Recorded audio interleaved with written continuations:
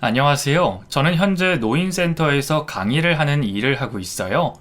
20대 때는 간호조무사 일을 했었는데 어떤 일을 겪게 되면서 지금은 강사 일을 하고 있습니다. 강사라는 일을 제 인생에서 하게 될 줄은 꿈에도 몰랐어요. 저는 집안 사정으로 고등학교를 졸업하면서 바로 일을 시작했거든요. 그러니 제가 하고 있던 간호조무사 일이 제 천직이라고 생각하면서 살았어요. 그런데 지금은 강사가 제 천직인 것 같이 느껴지네요. 이 세상에 태어나서 평탄하게 살아갔으면 좋았을 텐데 사는 게 제 맘대로 되지 않네요. 그나마 잔잔했던 제 인생에 큰 파도가 치게 만든 사람이 있어요. 살면서 남에게 폐 안 끼치고 해코지 안 하고 살면 저에게도 복이 올 줄 알았건만 그 사람을 만나 착하게 산다고 다 해결되는 게 아니라는 걸 깨닫게 되었어요. 이미 지난 일이라 이렇게 담담하게 얘기할 수 있지만 당시에는 제 삶 전체가 뒤집혀버린 일이었는데 여러분께 그 이야기를 해드릴까 해요. 시작해 볼게요. 어릴 적 저희 집은 찢어질 듯 가난했어요. 아버지는 고물상을 운영하셨고 엄마는 남의 집 가정부로 일을 하셨죠. 자식은 저 하나였고 두 분 다 일을 하고 계셨지만 집에 빚이 많았던 터라 늘 어렵게 살았어요. 부모님 두 분 다 바쁘게 일을 하시다 보니 어릴 적 저는 동네에서 늘 떠돌며 혼자 놀았어요. 하필 동네도 시골 구석이라 사는 사람도 적었고 또래 아이는 하나도 없었죠. 학교를 다녀오면 혼자 들이고 강이고 돌아다니며 놀았어요. 자연이 제 벗이었죠. 저는 계절 중에 겨울이 제일 싫었어요. 늘 친구도 없는데 추워서 돌아다닐 수도 없었으니까요. 요즘이야 TV에 인터넷에 혼자 집에서 놀 것도 많은데 당시 저희 집에서는 제대로 나오지 않는 고물 TV만 있었거든요. 좋아하는 만화도 마음껏 볼 수 없었고 낮 동안 부모님도 없는 집에서 혼자 노는 건 너무 재미가 없었어요. 그래서 겨울방학이 너무나 싫었어요. 혜원아, 왜 밖에 나와 있어? 아유, 손이 다 얼었네. 엄마 기다렸어. 집 안에서 기다리면 되지. 심심해서. 얼른 들어가자. 엄마가 김치찌개 해줄게. 그걸로 저녁 먹자. 응. 해가 저물 무렵 엄마가 집에 오시면 저는 너무 좋아서 엄마 옆에 꼭 붙어 있었어요. 언제나 따뜻한 엄마 손. 그 손을 작은 제 손으로 꼭 잡고 있으면 엄마도 저를 보시며 꼭 잡아주셨어요. 엄마가 집에 와서 저녁 준비를 하고 계시면 그때 아빠가 들어오셨어요. 혜원아, 붕어빵 먹자. 아빠가 사왔어. 와, 아빠 붕어빵. 당신 왔어요? 어머, 손이 왜 그래? 곰을 해체하다가 찢어졌어. 병원에 가서 꼬매야 하는 거 아니에요? 그 정도 아니야. 밴드 붙이고 있으면 다 나아. 고물상을 하시는 아빠는 늘 크고 작은 상처를 달고 계셨는데 그날은 철근이 있는 고물을 해체하느라 손이 찢어지셨다고 하셨어요. 하얀 붕대를 칭칭 감은 손에 빨간 핏물이 배어 나오는데도 며칠 있으면 낫는다고 병원에 가지 않으셨죠? 어린 나이에 아빠가 괜찮다고 하시니 그런 줄 알았지만 지금 그때를 회상해보면 가슴이 너무 아파요. 몇 푼하는 병원비 아낀다고 그러셨다는 걸 지금은 알고 있으니까요. 남들이 보면 벌어도 찢어지게 가난했던 저희 집을 안쓰럽게 봤을지도 모릅니다. 하지만 저 기억 속에 남아있는 어린 시절의 우리 집은 행복했어요. 힘들고 고단해도 저녁에 가족들이 모이면 하하호호 웃으며 맛있는 저녁을 먹었고 우리가 가족이라는 걸 감사할 줄 알며 그렇게 살았어요. 그래서 아직도 저에게 세상에서 가장 소중한 존재는 저희 부모님이고 우리 부모님을 위해선 어떤 일도 마다하지 않고 할 자신이 있어요. 제가 중학생이 됐을 때 아버지가 하시는 고물상 운영이 어려웠던 때가 있어요. 그때 아버지도 힘이 드셨는지 늘 술에 취해 집에 들어오셨고 엄마와 다툼도 잦으셨어요.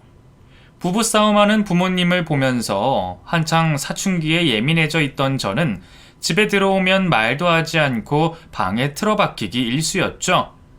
그때는 사춘기라서 그랬는지 부모님의 직업이 부끄럽기도 했어요. 좋은 아파트에 살고 비싼 차를 몰고 다니는 친구들의 부모님을 보면 저희 부모님과 비교가 됐어요.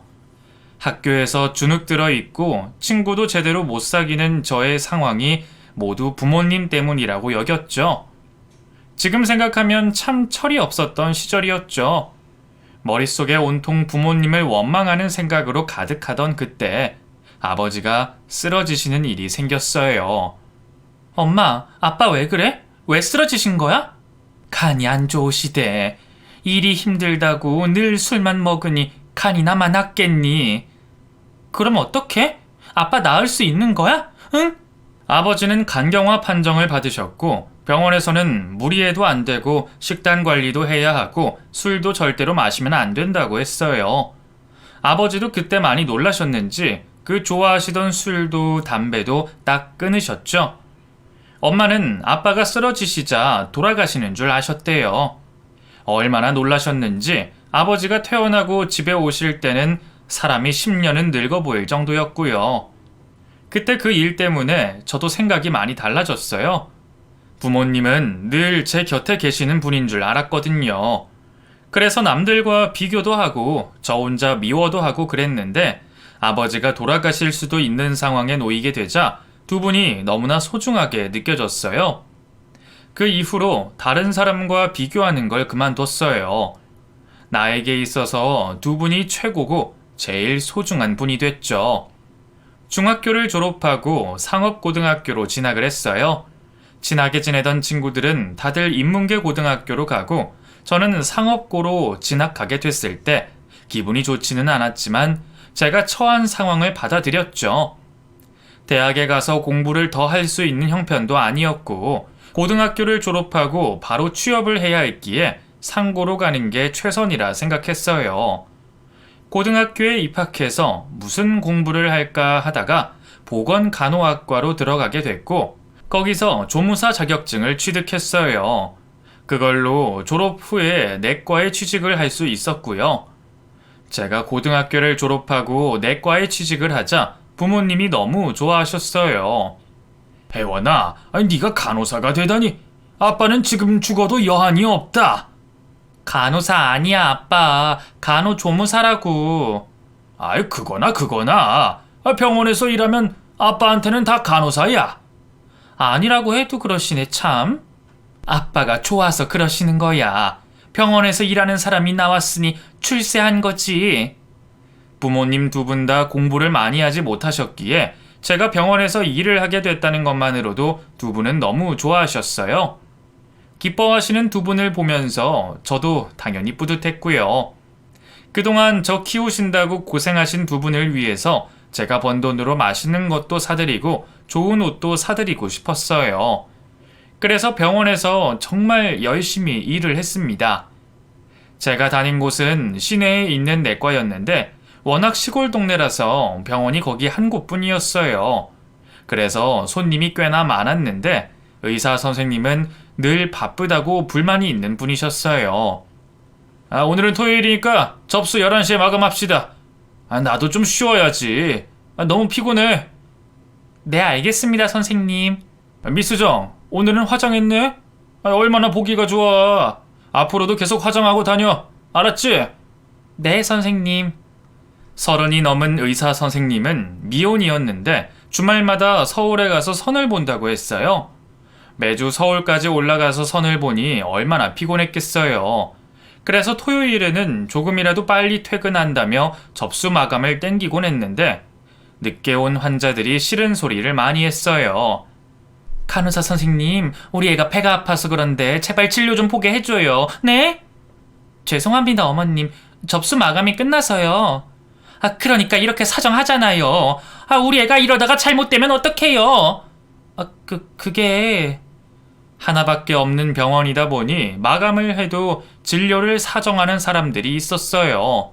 하나같이 아픈 사람들이니 마음이 아프지만 원장 선생님이 진료를 보지 않겠다고 하는데 어쩔 수가 없었어요.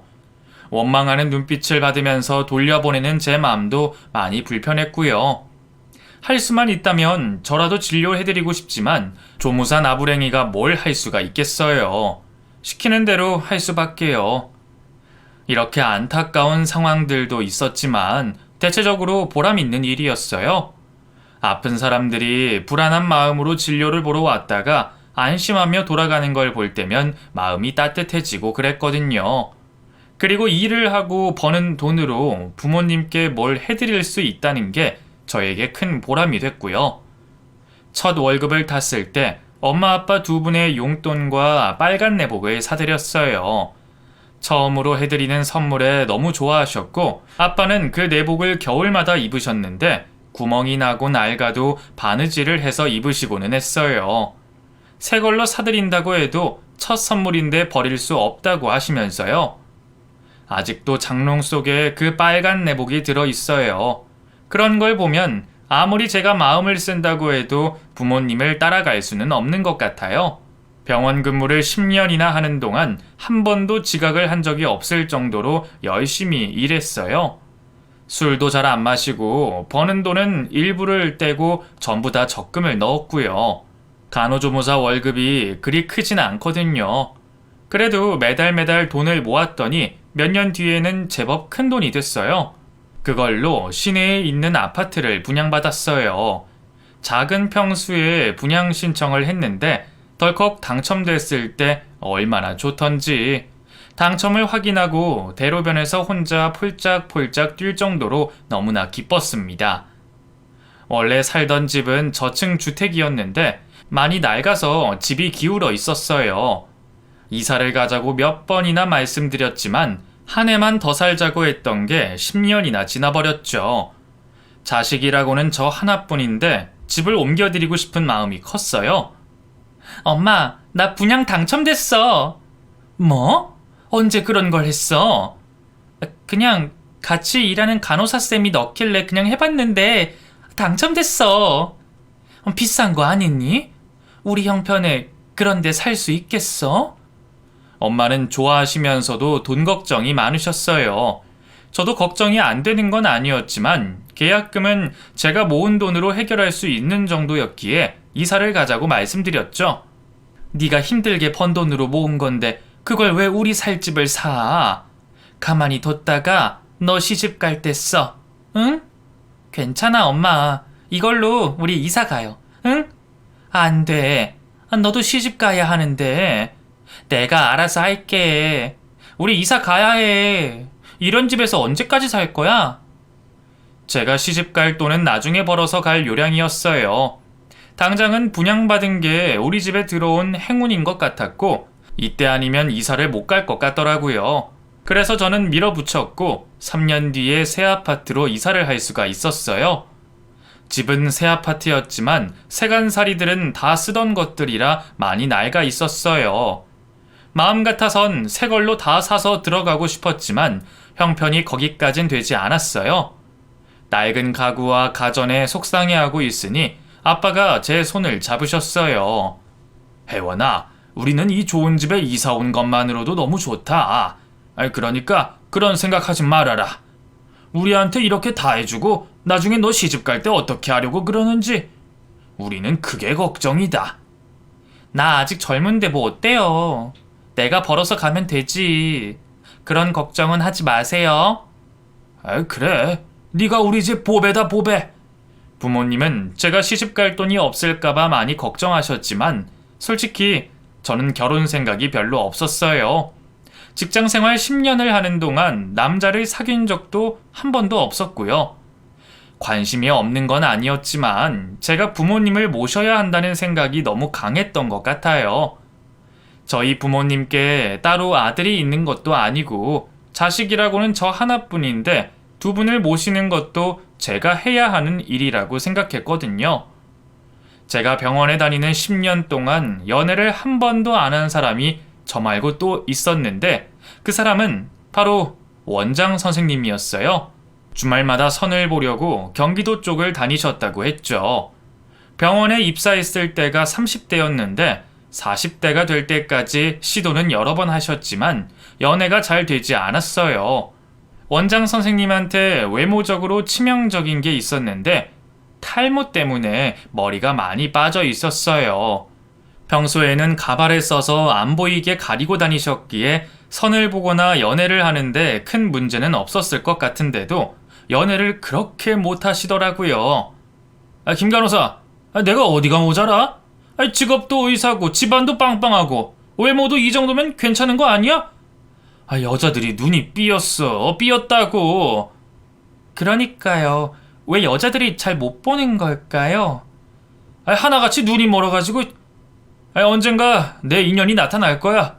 내가 아무나 하고는 못 사귀지. 안 그래? 네. 어찌나 자신감이 넘치시는지 자기 자랑을 그렇게 하는 걸 보고 있으면 제가 오히려 민망할 정도였어요. 늘 선을 보면 경기도나 서울 쪽으로 가서 사람을 만나고 왔고 선도 아무나 하고 보지 않았어요. 아담한체구의 여신 같은 외모를 좋아하셨던 원장 선생님은 병원에 일하는 간호사들은 죄다 오징어라고 생각하셨고 시내에서 아무리 이쁜 여자라고 해도 만족을 못 하셨어요. 한마디로 눈이 아주 높은 사람이었죠. 의사라고는 하나 깡통 시골 마을의 작은 내과였고 지방까지 와서 의사 마누라를 할 여자는 경기도 쪽에는 없어 보이는데도 그렇게 포기를 못 하시더라고요. 하지만 10년 동안 계속 실패를 하고 나더니 심경에 변화가 생겼는지 병원 내 어린 간호사들에게 대시를 하기 시작했어요. 화영씨, 오늘 퇴근하고 뭐해? 내가 영화표 2장이 생겼는데 나랑 같이 보러 갈래? 네. 저 남자친구랑 약속이 있는데요. 뭐? 남자친구 생겼어? 지난주에는 없다고 했잖아. 그때는 썸 타고 있어서 며칠 전부터 사귀기로 했어요. 와, 이 간호사 그렇게 안 봤는데. 네? 아니야, 됐어. 오늘 퇴근 시간 딱 맞춰서 가세요. 1분이라도 일찍 가기만 해봐. 사람이 인물이 없으면 심보라도 좋아야 할 텐데 원장 선생님, 아니 그 사람은 어딜 봐도 좋은 구석이 없었어요. 평소에 인성이 어떤지 다 알고 있는 간호사들이 그 사람의 데이트 신청을 받아줄 리가 만무했죠. 이 사람 저 사람 찝쩍거려 보다가 뜻대로 되지 않으니 얼마나 신경질을 내던지. 그 와중에 저는 열애더라고요. 내가 아무리 급해도 정 간호사는 건너뛸게. 나도 이세 생각은 해야 하잖아. 정 간호사 성격은 참 좋은데 나이가 너무 많아. 제가 뭐 데이트를 해달라고 사정한 것도 아닌데 참 쓸데없는 얘기를 하는 사람이었어요.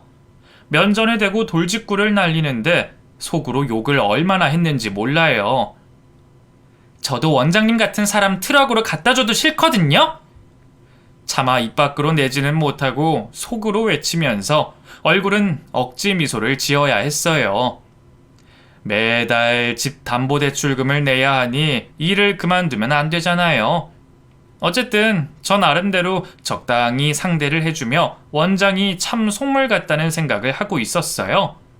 그러다 그 사람이 아픈 적이 있었는데 얼마나 아픈지 병원 문을 닫을 정도였어요.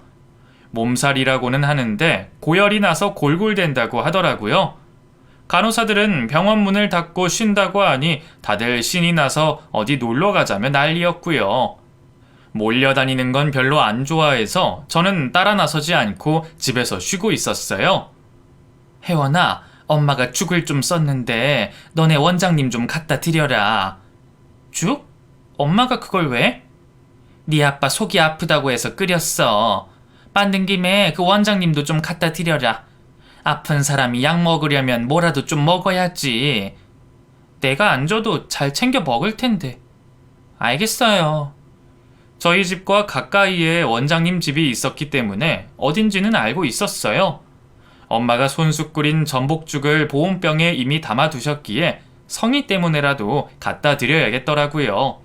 그래서 주섬주섬 죽을 챙겨 집 근처로 갔어요. 전화를 걸었는데 계속 안 받으시길래 마지막으로 해보고 안 받으면 집에 가려고 했어요. 근데 그때 딸칵하고 전화를 받으시더군요.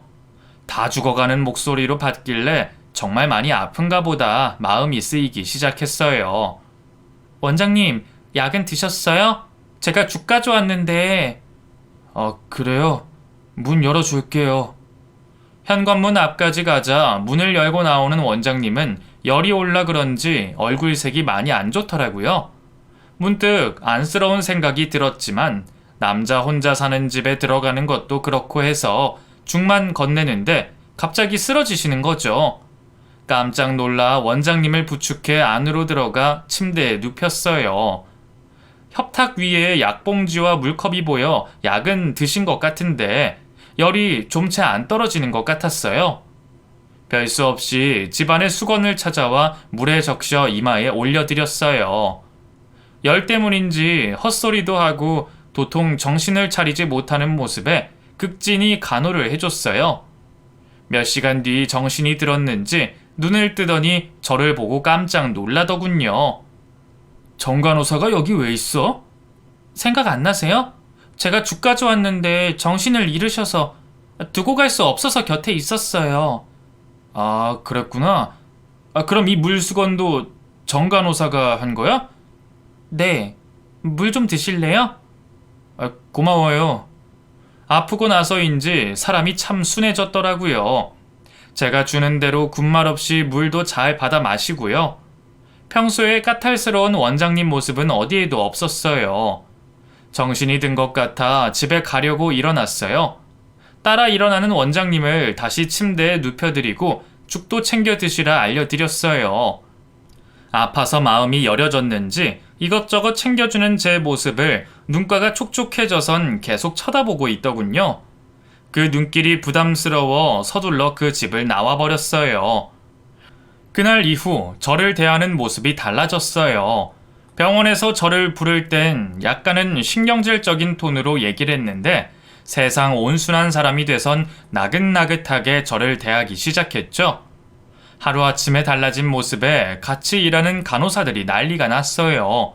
대체 무슨 일이 있었냐고요. 저를 붙잡고 꼬치꼬치 캐묻는데 차마 그 집에 들어갔다는 소리는 할 수 없어서 아무 일 없었다고 할 뿐이었어요. 무슨 심경의 변화인지는 모르겠지만 제발 병원에서 저를 이상하게 대하지 말아줬으면 싶은 마음만 간절했어요. 하지만 그런 제 바람에도 불구하고 원장님의 행동은 날이 갈수록 더 유별나졌고 결국엔 저에게 데이트 신청을 하는 날이 와버렸어요. 정 간호사, 내가 오늘 생일인데 같이 저녁 먹을 사람이 없어서 말이야. 나랑 같이 저녁 먹을래요? 저랑요? 네, 우리 둘이요.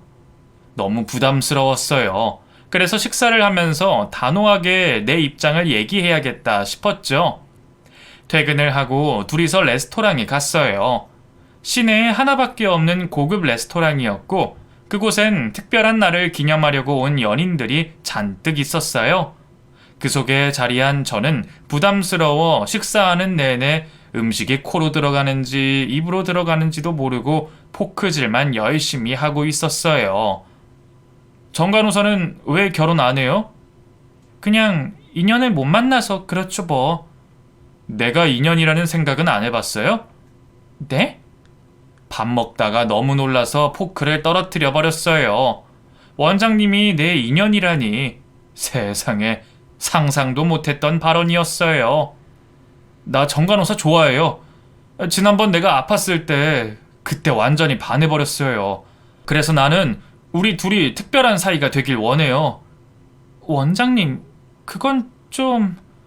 자꾸 거절할 생각만 하지 말고 한 번쯤 나와 함께할 미래도 상상해봐요. 얼마나 행복할지. 상상해 본 적도 없는 미래를 자꾸 생각해보라면서 절절히 저에게 구애하기 시작했어요. 너무나 당황한 저는 거절하며 급하게 그 자리를 나와버렸어요. 집으로 돌아오면서 다음날 출근은 어찌 해야 할지, 병원을 옮겨야 하나 별의별 생각이 다 들었어요. 무엇보다 남자에게 그런 고백을 받아본 적이 없던 터라 제 심장은 미친 듯이 뛰고 있었어요.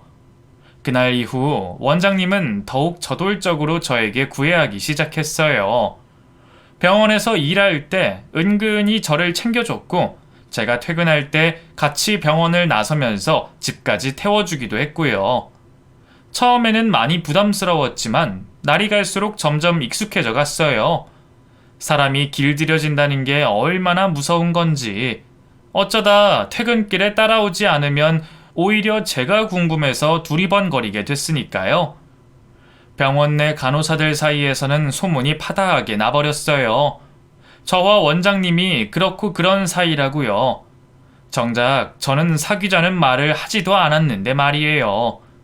사람들이 수군거리더니 이미 결혼하기로 한 사이라는 말까지 나오고 있더라고요.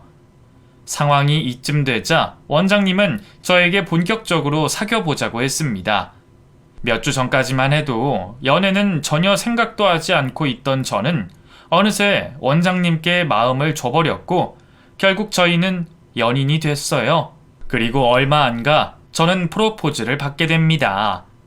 결혼이라니. 언젠가는 나도 결혼을 하겠지 생각은 하고 있었어요. 하지만 구체적이지 않았고 뭔가 막연하기만 했던 그 결혼을 제가 하게 됐으니 그때는 기분이 막 하늘 위로 둥둥 떠다니는 구름 같았어요. 그 사람은 병원에서 프로포즈를 했는데 간호사들을 다 들러리 서게 하고는 저에게 프로포즈를 했죠. 같이 일하는 간호사들이 박수를 쳐주며 저희의 결혼을 축하해 주는데 민망해서 어디 숨고 싶기도 하고 프로포즈 받은 게 기쁘기도 하고 그랬어요. 어쨌거나 저는 간호조무사에서 의사 와이프로 신분 상승을 하게 됐죠. 그 사람을 저희 집에 인사시키러 갔을 때 부모님은 사윗감이 생겨서 기쁘기도 하고 뭔가 불편해 하시기도 했어요. 아마 집안이 너무 차이가 나서 그런 것 같았고요. 역시나 식사를 마치고 다과를 하는 자리에서 아버지가 말씀을 꺼내셨어요. 내가 의사 사위를 보게 될 줄은 꿈에도 몰랐네. 우리 혜원이가 옛날부터 복덩이인 줄은 알았지만 허참. 저도 혜원 씨와 이렇게 깊은 사이가 될 줄은 꿈에도 몰랐습니다. 아버님, 제가 혜원 씨한테 잘하겠습니다. 믿어주십시오. 허참, 나도 자네가 참 마음에 든다만 자네 부모님이 우리 집안을 마음에 들어 하실지 그게 마음에 걸리네. 자고로 결혼은 어울리는 집안끼리 해야 분란이 없는 걸세. 그런 건 걱정 마십시오. 제가 알아서 하겠습니다. 그 혜원 씨가 속상할 일 없도록 제가 중간에서 역할 잘하겠습니다. 아버님, 저 믿어주십시오. 그 사람은 호기롭게 믿어달라고 큰소리 쳤고 그 기백에 저희 부모님은 결혼을 허락하셨어요. 자신 있다고 큰 소리를 치니 허락을 하시긴 했지만 그래도 표정이 밝진 않으셨어요. 그도 그럴 것이 그 사람의 부모님에 대해 소문을 들은 게 있으셨거든요.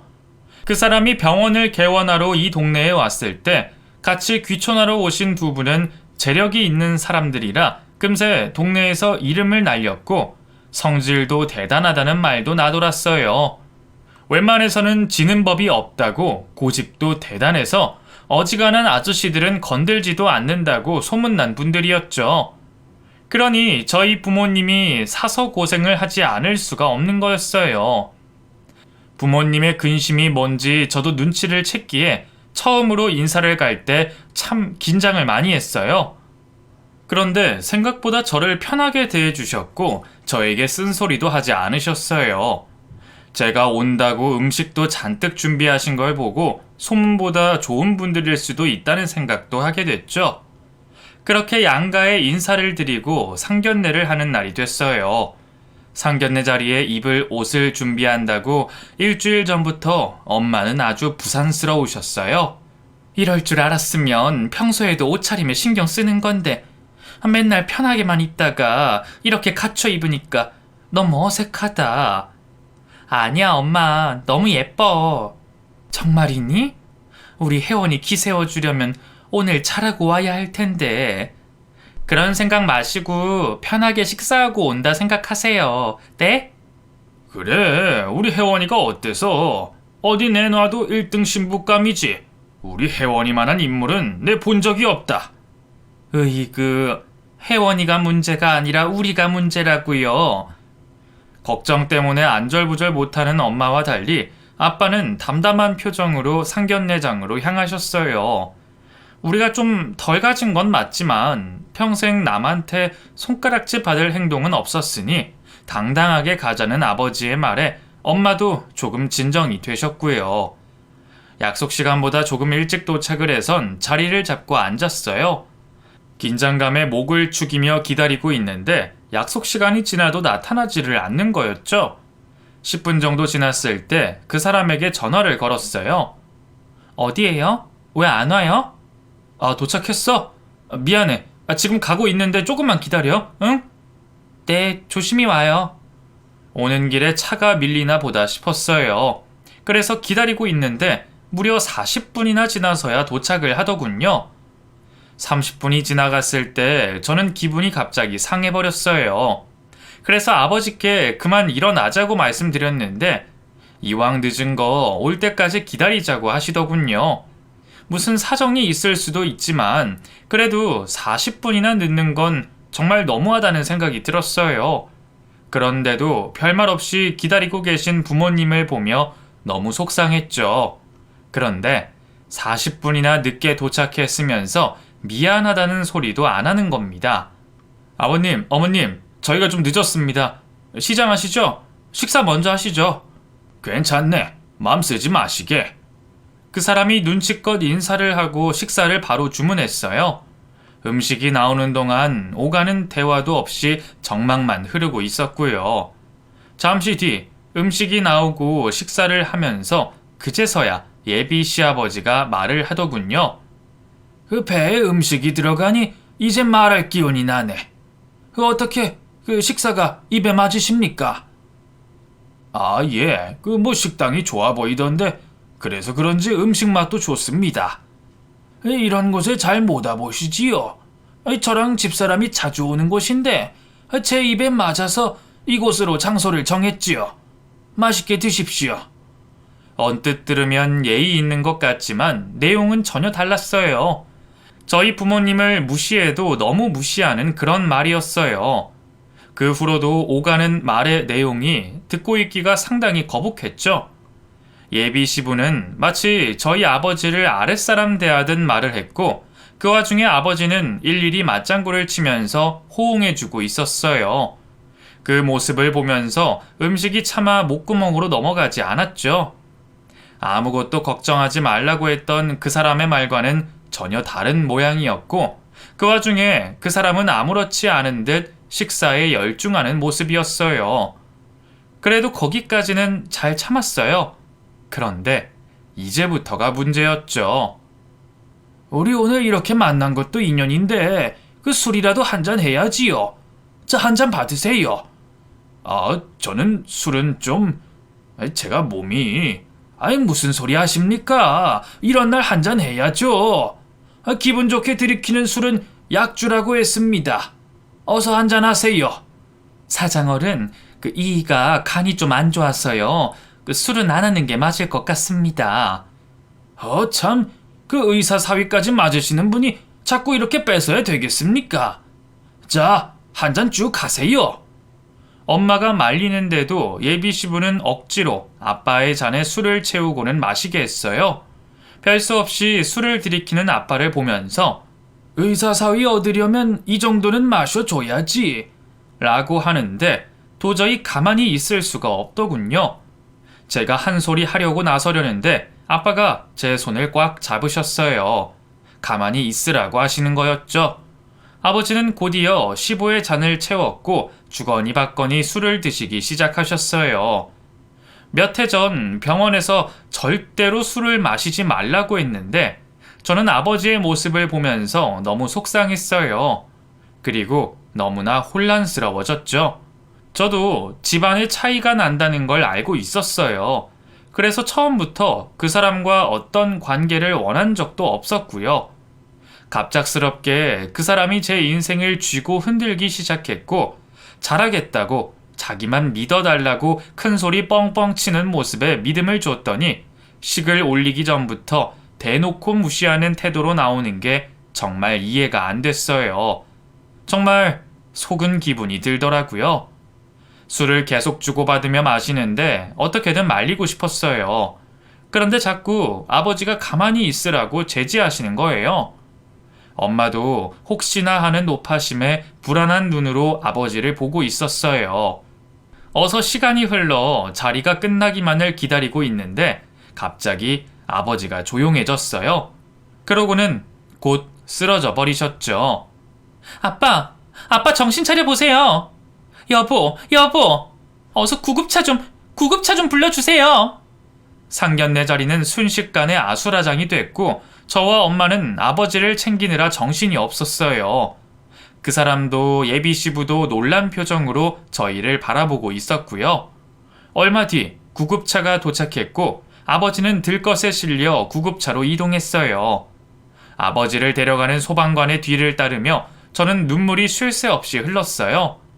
무슨 일이 있어도 술을 못 드시게 했어야 했는데, 아니, 차라리 이 상견례가 애초에 없었다면 이 모든 상황이 전부 제 탓인 것만 같았어요.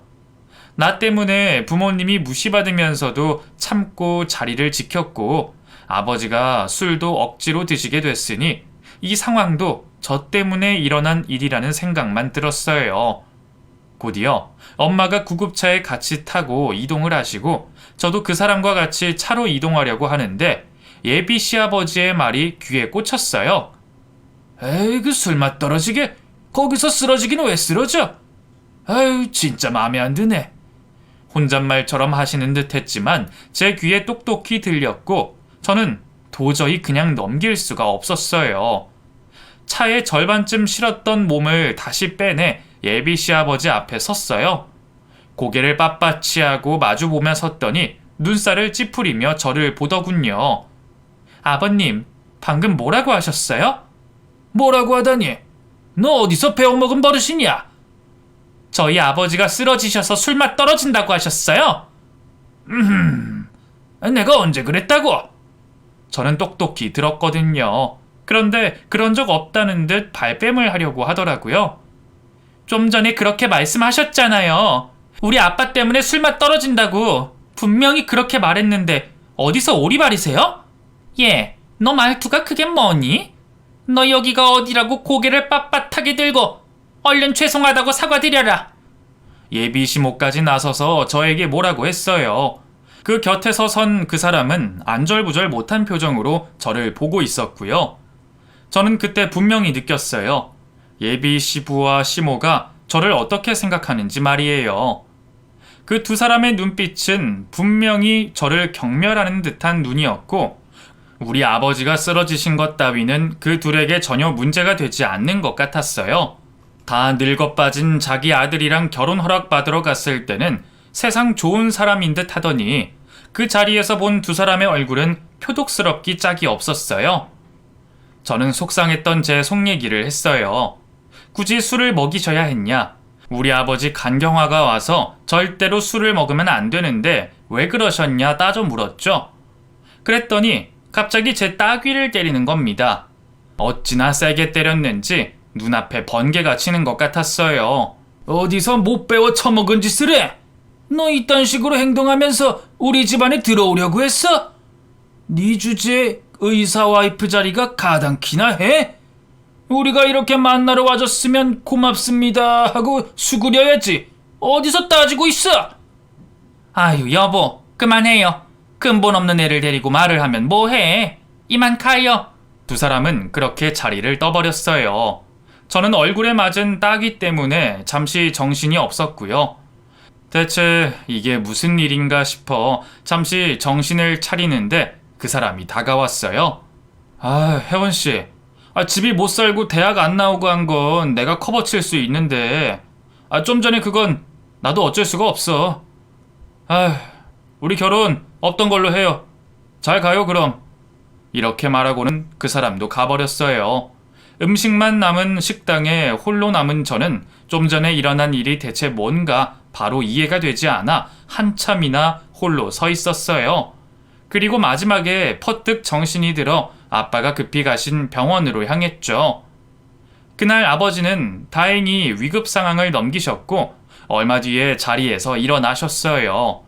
술은 절대로 안 된다는 의사 선생님의 꾸중을 듣고 다시 우리는 일상으로 돌아왔죠. 그리고 저는 상견례가 엎어진 다음 날 바로 사직서를 썼어요.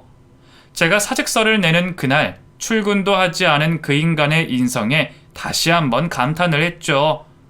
좋다 좋다 매달려 결혼까지 하자 해놓고 자기 부모한테 밑보이니 바로 손절을 하다니 뭐 이런 인간이 다 있나 싶었어요. 그동안 그 병원을 다니면서 농땡이 한번 피우지 않고 마치 내 병원인 양 일을 했는데 결국엔 이 모양이구나 싶어 자괴감까지 들었죠. 아무리 생각해도 그냥 그만두면 안 될 것 같아서 그 인간의 비리 행각에 대해 공익 제보를 했어요. 방송사 기자에게 연락을 해서 그 인간이 병원에서 하는 행태에 대해 모조리 다 제보를 했죠. 진료 볼 시간에 골프 치러 다니려고 병원에서 오래된 간호사에게 진료를 대신 보게 한 일이나 단순 질병을 과잉 진료해 시술까지 받게 한 것, 내시경 같은 마취 시술을 할 때 환자가 잠든 사이 외모 비하나 인격 모독 같은 발언들을 한 것 등등 모조리 다 까발려 버렸어요. 저의 제보는 곧 신문과 인터넷 방송에 보도가 됐고 진료를 받던 환자들이 들고 일어나게 됐어요. 결국 피해를 입었던 환자들이 단체로 소송을 걸게 됐고 그 일 때문에 병원이 문을 닫게 됐어요. 게다가 알고 봤더니 서울에서 문제가 돼서 운영하던 병원을 문 닫고 제가 살던 시골에 새로 개업을 했던 거더라고요. 집 어릇 개 못 준다더니 한번 사고가 났으면서 정신 못 차리고 또 그렇게 했다는 게 완전 인간 말종 같다는 생각까지 들었어요. 그 인간은 병원 문을 닫고는 저희 동네를 떠나버렸어요.